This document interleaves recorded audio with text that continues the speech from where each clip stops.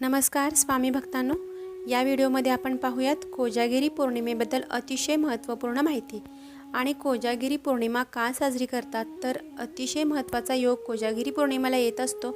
म्हणून या दिवशी लक्ष्मी मातेला प्रसन्न करून घेण्यासाठी अनेक लोक अनेक उपाय करत असतात आणि या उपायाने लक्ष्मी माता आपल्यावरती प्रसन्न होते आणि प्रचंड असा तिचा भरभरून आशीर्वाद आपल्याला मिळत असतो।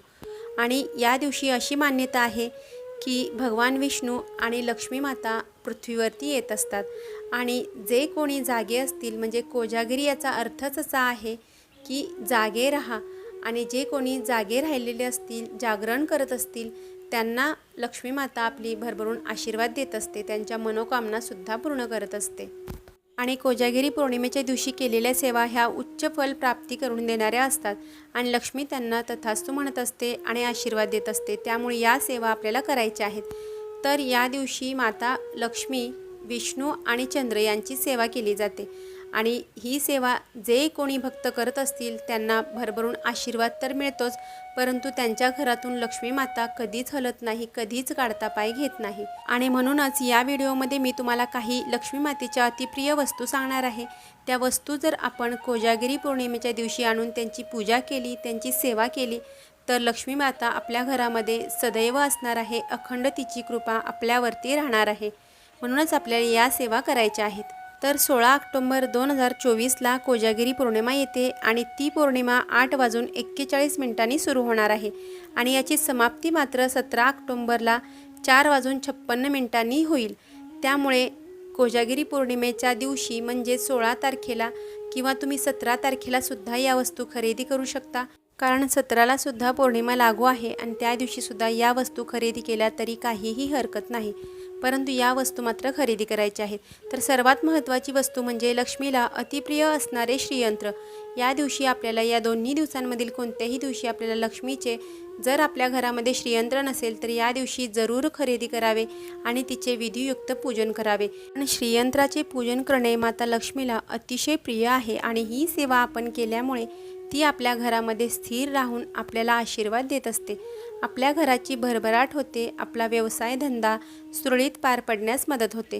त्यामुळे ही पूजा आपल्याला करायचीच आहे। आता दुसरी वस्तू आहे ती म्हणजे माता लक्ष्मी आणि विष्णूंचा फोटो।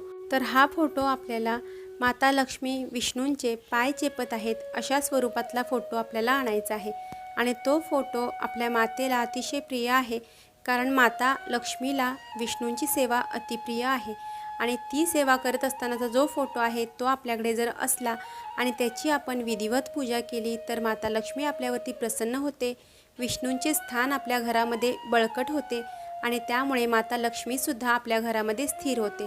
ती आपल्या घरातून कधीच काढता पाय घेत नाही आणि यामुळे ही वस्तू आपल्या घरामध्ये नसेल तर आपल्याला हा फोटो आवर्जून आणायचा आहे आणि विष्णू लक्ष्मींचे अतिशय मनापासून पूजन करायचे आहे। यामुळे माता लक्ष्मी आपल्यावरती प्रसन्न होऊन आपल्या सर्व मनोकामना पूर्ण करत असते। त्यामुळे कोजागिरी पौर्णिमेच्या दिवशी माता लक्ष्मीची कोणतीही सेवा असू दे, ती एक जरी सेवा केली तरी त्याचे फळ आपल्याला मात्र मिळत असते। त्यामुळे या सेवा आपल्याला या दिवशी करायच्या आहेत। आता तिसरी वस्तू म्हणजे कमळगट्ट्याची माळ। माता लक्ष्मीला अतिशय प्रिय असणारी कमलगट्ट्याची माळ ही कमळांच्या बियापासून बनवली जाते आणि त्यामुळे तिला अतिशय महत्त्व आहे।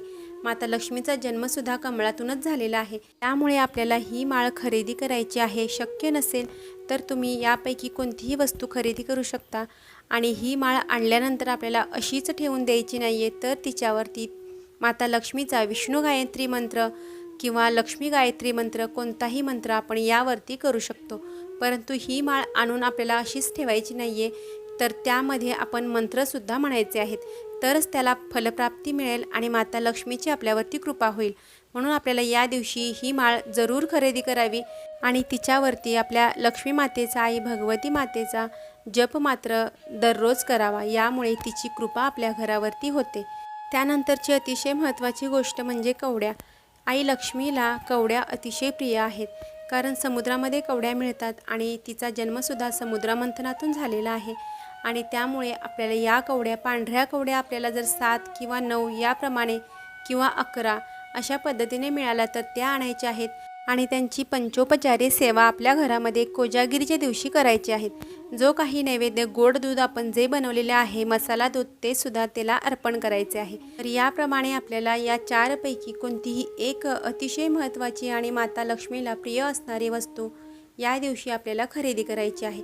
परंतु आपल्या घरामध्ये जर यापैकी वस्तू असतील तर खरेदी नाही केली तरीही चालेल, पण आपल्याकडे जर आपल्याला इच्छा असेल आणि एखादी सेवा आपल्याला लक्ष्मी मातेची करायचीच असेल तर मात्र या वस्तू आपल्याला खरेदी करायच्या आहेत। यापैकी कोणतीही एक वस्तू आपल्या घरी आणून तिचे विधियुक्त पूजन तिची सेवा करायची आहे। त्यामुळे माता लक्ष्मीची कृपा अखंड राहते आणि माता लक्ष्मी आपल्यावरती प्रसन्न होते। कारण माता लक्ष्मी ही चंचल आहे असे मानतात आणि मातेला खेचून आणण्याची ताकद मात्र या वस्तूंमध्ये आहे। त्यामुळे यापैकी कोणतीही एक वस्तू आपल्या घरामध्ये आणा आणि माता लक्ष्मीला कायम आपल्या घरामध्ये स्थिर ठेवा। तर ही होती छोटीशी माहिती जर तुम्हाला आवडली असेल तर व्हिडिओला लाईक करा। तोपर्यंत सर्वांना श्री स्वामी समर्थ, श्री गुरुदेव दत्त।